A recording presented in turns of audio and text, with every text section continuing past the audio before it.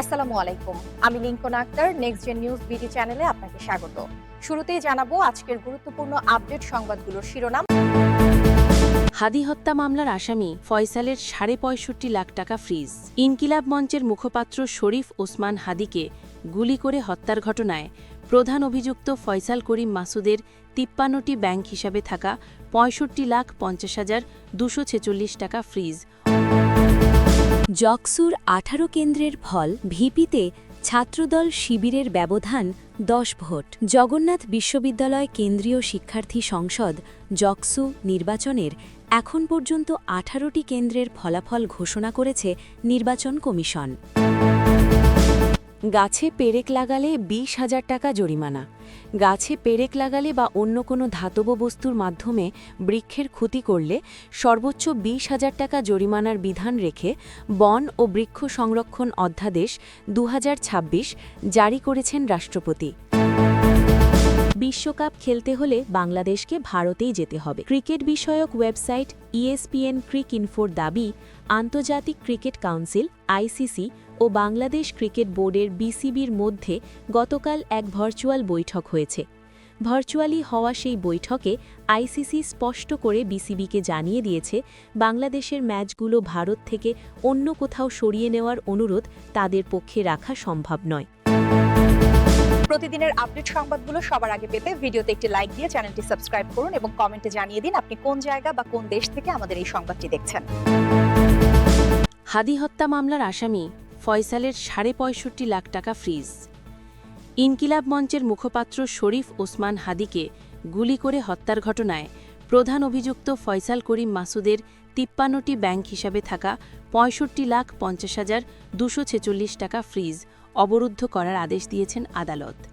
পুলিশের অপরাধ তদন্ত বিভাগ CIDর আবেদনের প্রেক্ষিতে বুধবার ৭ জানুয়ারি ঢাকা মহানগর দায়রা জজ মোহাম্মদ সাব্বির ফয়েজ এ আদেশ দেন। সংশ্লিষ্ট আদালতের বেঞ্চ সহকারী রিয়াজ হোসেন এ তথ্য নিশ্চিত করেছেন।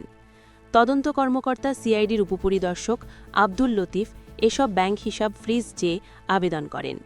আবেদনে বলা হয়, ঢাকার পুরানা পল্টনের বক্স কালভার্ট রোডে ইনকিলাব মঞ্চের মুখপাত্র শরীফ ওসমান বিন হাদিকে গুলি করে হত্যার ঘটনায় প্রধান অভিযুক্ত ফয়সাল করিম মাসুদ এবং তার সঙ্গে জড়িত অন্যান্য ব্যক্তি ও প্রতিষ্ঠানের বিরুদ্ধে মানি লন্ডারিং বিষয়ক অভিযোগের অনুসন্ধান চলছে। অনুসন্ধানকালে সন্দেহভাজন অভিযুক্ত মোহাম্মদ ফয়সাল করিম মাসুদ ও তার স্বার্থ সংশ্লিষ্ট বিভিন্ন প্রতিষ্ঠান এবং ব্যক্তির নামীয় এসব হিসাব বিশ্লেষণে যথেষ্ট সন্দেহজনক লেনদেন দেখা গেছে। এছাড়া প্রাথমিক অনুসন্ধানে ফয়সাল করিম মাসুদ ও তার স্বার্থ সংশ্লিষ্ট বিভিন্ন ব্যক্তি ও প্রতিষ্ঠানের বিরুদ্ধে খুন, সন্ত্রাস ও সন্ত্রাসী কার্যে অর্থ যোগান এবং সংঘবদ্ধ অপরাধের সংশ্লিষ্টতা পাওয়া যাচ্ছে, যা মানি লন্ডারিং প্রতিরোধ আইনের ধারামতে সম্পৃক্ত অপরাধ। এমতাবস্থায় এসব হিসাবসমূহ মানি লন্ডারিং প্রতিরোধ আইন ২০১২ সংশোধনী ২০১৫-র ১৪ ধারার বিধানমতে অবরুদ্ধকরণ এবং একই আইনের ১৭-২ ধারার বিধান মোতাবেক হিসাবগুলোতে স্থিত সমুদায় অর্থ রাষ্ট্রের অনুকূলে বাজেয়াপ্ত করা একান্ত প্রয়োজন। অন্যথায় অভিযোগ নিষ্পত্তির পূর্বেই হিসাবগুলোতে স্থিত অর্থ বেহাত হওয়ার সম্ভাবনা রয়েছে। এদিকে হাদি হত্যা মামলায় ফয়সাল ও সাবেক ওয়ার্ড কাউন্সিলর তাইজুল ইসলাম চৌধুরী বাপ্পিসহ ১৭ জনকে আসামি করে মঙ্গলবার অভিযোগপত্র চার্জশিট দিয়েছে গোয়েন্দা পুলিশ। তাদের মধ্যে ১১ জন গ্রেফতার আছেন। গ্রেফতার থাকা ১১ জন হলেন ফয়সাল হরিম মাসুদের বাবা মোহাম্মদ হুমায়ুন কবির, মা মোসাবাদ হাসি বেগম, ফয়সালের স্ত্রী শাহেদা পারভিন শামিয়া, বান্ধবী মারিয়া আক্তার লিমা, শ্যালক ওয়াহিদ আহমেদ সিপু, রেন্টাকার ব্যবসায়ী মুফতি মোহাম্মদ নুরুজ্জামান নোমানি ওরফে উজ্জ্বল, ফয়সালের সহযোগী মোহাম্মদ কবির, ভারতে পাচারে সহায়তাকারী সিবিউন দিউ ও সঞ্জয় চিসিম, কাউন্সিলর বাপ্পির বোনজামাই আমিনুল ইসলাম রাজু এবং সিপুর ঘনিষ্ঠ মোহাম্মদ ফয়সাল। আর তাইজুল ইসলাম চৌধুরী বাপ্পি, ফয়সাল করিম মাসুদ, মোটরসাইকেল চালক আলমগীর, ভারতে পাচারে সহায়তাকারী ফিলিপ, ফয়সলের বোন জেসমিন এবং তার স্বামী মুফতি মাহমুদ পলাতক আছেন। উল্লেখ্য, গত ১২ ডিসেম্বর মতিঝিলে জুমার নামাজ আদায় করে নির্বাচনী প্রচারণা শেষ করেন শহীদ ওসমান হাদি। এরপর সোহরাওয়ার্দী উদ্যানে যাওয়ার পথে ওই দিন দুপুর ২:২০ হাদিকে বহনকারী অটোরিকশা পল্টন মডেল থানাধীন বক্স কালভার্ট এলাকায় পৌঁছালে মোটরসাইকেলে থাকা দুষ্কৃতকারীরা হত্যার উদ্দেশ্যে তাকে গুলি করে পালিয়ে যায়। পরে গুরুতর আহত অবস্থায় তাকে ঢাকা মেডিকেল কলেজ ঢামেক হাসপাতালে নেওয়া হয়। সেখানে অপারেশন শেষে এভার কেয়ার পাঠানো হয়। পরে উন্নত চিকিৎসার জন্য গত 15 ডিসেম্বর তাকে সিঙ্গাপুরে পাঠানো হয়। সেখানে চিকিৎসাধীন অবস্থায় গত 18 ডিসেম্বর তিনি মারা যান। হাদি গুলিবিদ্ধ হওয়ার পর গত 14 ডিসেম্বর পল্টন থানায় ইনকিলাব মঞ্চের সদস্য সচিব আবদুল্লাহ আল জাবের বাদী হয়ে মামলা দায়ের করেন। হাদির মৃত্যুর পর মামলাটি হত্যা মামলায় রূপান্তরিত হয়। জকসুর 18 কেন্দ্রের ফল, ভিপিতে ছাত্রদল শিবিরের ব্যবধান 10 ভোট। জগন্নাথ বিশ্ববিদ্যালয় কেন্দ্রীয় শিক্ষার্থী সংসদ জকসু নির্বাচনের এখন পর্যন্ত 18টি কেন্দ্রের ফলাফল ঘোষণা করেছে নির্বাচন কমিশন। এর মধ্যে ভিপি পদে ছাত্রদলের AKM রাকিব পেয়েছেন 2291 ভোট। প্রতিদ্বন্দ্বী ছাত্র শিবিরের প্রার্থী রিয়াজুল ইসলাম পেয়েছেন 2281 ভোট। উভয় প্রার্থীর মধ্যে 10 ভোট ব্যবধান রয়েছে। এছাড়া শীর্ষ অপর দুই পদ জিএস ও এজিএস পদে এগিয়ে আছে শিবির সমর্থিত অদম্য জবিয়ান ঐক্য প্যানেল। আর ভিপি পদে ছাত্রদল ছাত্র অধিকার সমর্থিত ঐক্যবদ্ধ নির্ভীক জবিয়ান প্যানেল এগিয়ে আছে। বুধবার 7 জানুয়ারি সকাল 3:30 পর্যন্ত এ অবস্থা দেখা যায়। এছাড়া জিএস পদে শিবির প্যানেলের আব্দুল আলিম আরিফ 2563 ভোট ও ছাত্রদল প্যানেল থেকে খাদিজাতুল কুবরা 1066 ভোট পেয়েছেন। তাছাড়া এজিএস পদে শিবির প্যানেলের মাসুদ রানা 2261 ভোট পেয়ে এগিয়ে আছেন। তার নিকটতম প্রতিদ্বন্দ্বী ছাত্রদল প্যানেলের আতিকুর রহমান তানজিল 1803 ভোট পেয়েছেন। সর্বশেষ সমাজকর্ম, সমাজবিজ্ঞান, ল অ্যান্ড ল্যান্ড অ্যাডমিনিস্ট্রেশন, পরিসংখ্যান বিভাগের ফল ঘোষণা করা হয়। এই 4টি কেন্দ্রেই শিবির প্যানেলের ভিপি, জিএস ও এজিএস প্রার্থী এগিয়ে আছেন। এদিকে শীর্ষ 2 পদসহ অধিকাংশ সম্পাদকীয় পদে শিবির সমর্থিত প্যানেল এগিয়ে থাকলেও পাঠাগার ও সংস্কৃতি সম্পাদক পদ দুটিতে এখনও ছাত্রদল এগিয়ে আছে। এছাড়া নির্বাহী সদস্য পদগুলোর মধ্যেও ছাত্রদল সমর্থিত প্যানেলের কয়েকজন প্রার্থী ভালো অবস্থানে আছেন। প্রসঙ্গত, জকসু নির্বাচনের ভোট গণনা যান্ত্রিক ত্রুটির কারণে অনেকক্ষণ স্থগিত ছিল।